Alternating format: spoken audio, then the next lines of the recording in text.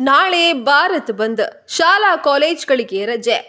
July 9ರ ಬುಧವಾರದಂದು ದೇಶಾದ್ಯಂತ 25 ಕೋಟಿಗೂ ಹೆಚ್ಚು ಕಾರ್ಮಿಕರು ರಾಷ್ಟ್ರವ್ಯಾಪಿ ಮುಷ್ಕರ ಭಾರತ್ ಬಂದ್ಗೆ ಕರೆ ನೀಡಿದೆ. ಇದರ ನಡುವೆ ಐಟಿ ಬಿಟಿ ಹಬ್ ಆಗಿರುವಂತಹ ಬೆಂಗಳೂರಿನಲ್ಲಿ ಬಂದ್ಗೆ ಎಷ್ಟರ ಮಟ್ಟಿಗೆ ಬೆಂಬಲವಿದೆ ಎನ್ನುವ ಬಗ್ಗೆ ಇವರೆಗೆ ಅಧಿಕೃತವಾಗಿ ಯಾವುದೇ ಸಂಘಟನೆಗಳ ಬೆಂಬಲ ಸೂಚಿಸಿಲ್ಲ. ಇದರ ನಡುವೆ ಇದೀಗ ನಾಳಿನ ಬಂದ್ ಅಂದ್ರೆ ಜೂನ್ 9 ಶಾಲಾ ಕಾಲೇಜ್ಗಳಿಗೆ ರಜೆ ಘೋಷಣೆ ಮಾಡಲಾಗಿದೆ ಎಂಬ ಮಾಹಿತಿ ಇಲ್ಲಿದೆ ನೋಡಿ. ಭಾರತ್ ಬಂದ್ಗೆ ಕರೆ. ಸರ್ಕಾರದ ಕಾರ್ಮಿಕ ವಿರೋಧಿ, ರೈತ ವಿರೋಧಿ ಮತ್ತು ಕಾರ್ಪೊರೇಟ್ ಪರ ನೀತಿಗಳನ್ನು ವಿರೋಧಿಸಿ 10 ಕೇಂದ್ರ ಕಾರ್ಮಿಕರ ಸಂಘಟನೆಗಳು ಮತ್ತು ಅವುಗಳ ಸಂಘಗಳ ವೇದಿಕೆಯು ಸಾರ್ವತ್ರಿಕ ಮುಷ್ಕರಕ್ಕೆ ಕರೆ ನೀಡಿದೆ.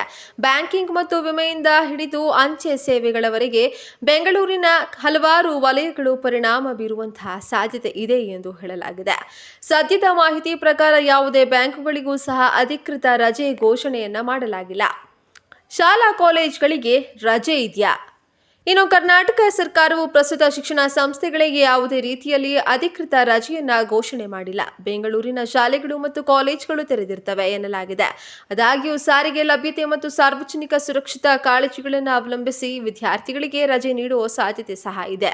ಅಲ್ಲದೆ ಕರ್ನಾಟಕದ ವಿವಿಧ ಜಿಲ್ಲೆಗಳಲ್ಲಿ ಸಹ ಯಾವುದೇ ರಜೆಯನ್ನ ಘೋಷಣೆ ಮಾಡಲಾಗಿಲ್ಲ. ಹೀಗಾಗಿ ನಾಳೆ ರಾಜ್ಯದಲ್ಲಿ ಎಲ್ಲ ಸರ್ಕಾರಿ ಹಾಗೂ ಖಾಸಗಿ ಶಾಲೆಗಳನ್ನು ತೆರೆದಿರುವ ಸಾಧ್ಯತೆ ಹೆಚ್ಚಾಗಿದೆ. ಪರಿಸ್ಥಿತಿಗೆ ಅನುಗುಣವಾಗಿ ರಜೆಯನ್ನ ನಿರ್ಧಾರ ಮಾಡಲಿದ್ದಾರೆ. ಬಸ್ ಸಂಚಾರ ಇರಲಿದೆಯೇ? ಇನ್ನು ರಾಜ್ಯದಲ್ಲಿ ಬಸ್ ಸಂಚಾರ ಮತ್ತು ಆಟೋ ಕ್ಯಾಬ್ ಸಂಚಾರದಲ್ಲಿ ವ್ಯತ್ಯಯವಾಗಲಿದೆಯೇ ಎಂಬ ಅನುಮಾನ ಇರಬಹುದು. ಆದರೆ ಕೆಎಸ್ಆರ್ಟಿಸಿ, ನೈಋತ್ಯ ವಾಯುವ್ಯ ಸಾರಿಗೆ ಹಾಗೂ ಬಿಎಂಟಿಸಿ ಬಸ್ಗಳು ಎಂದಿನಂತೆ ಸಂಚಾರ ನಡೆಸಲಿವೆ. ಈ 4 ನಿಗಮಗಳ ನೌಕರರು ಬಂದ್ ಬೆಂಬಲಿಸಿ ಮುಷ್ಕರ ನಡೆಸ್ತಾ ಇಲ್ಲ.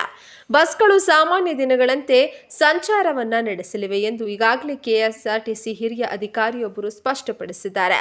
ಅದಲ್ಲದೆ ರಾಜ್ಯದಲ್ಲಿ ಆಟೋ, ಟ್ಯಾಕ್ಸಿ ಹಾಗೂ ಖಾಸಗಿ ಬಸ್ಗಳ ಸಂಘಟನೆಗಳು ಬಂದ್ನಲ್ಲಿ ಭಾಗವಹಿಸ್ತಾ ಇಲ್ಲ. ಇದರಲ್ಲಿಯೂ ಸಹ ಯಾವುದೇ ವ್ಯತ್ಯಾಸ ಇರೋದಿಲ್ಲ.